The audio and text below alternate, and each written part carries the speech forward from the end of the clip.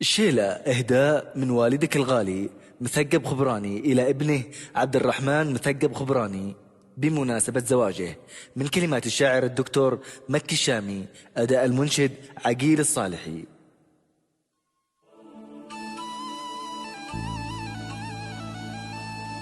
يا لا لا لا لا لا لا لا يا لا لا لا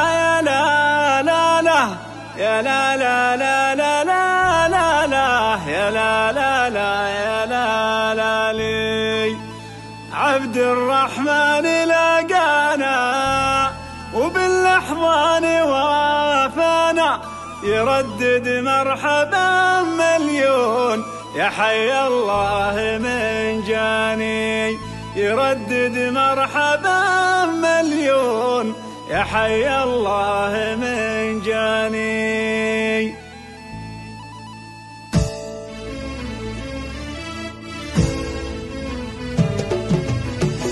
يا لا لا لا لا لا يا لا لا لا يا لا لا لا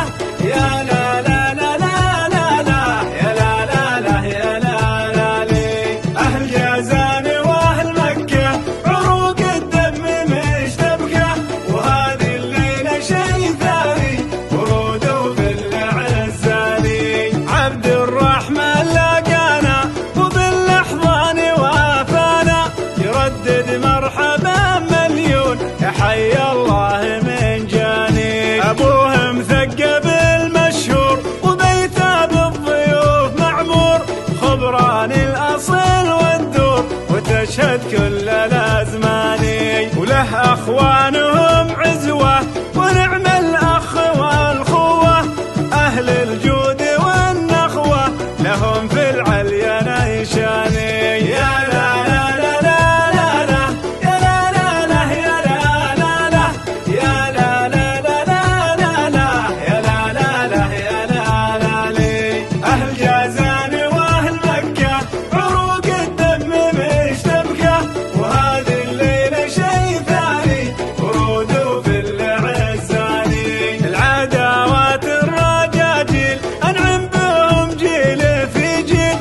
الشيخ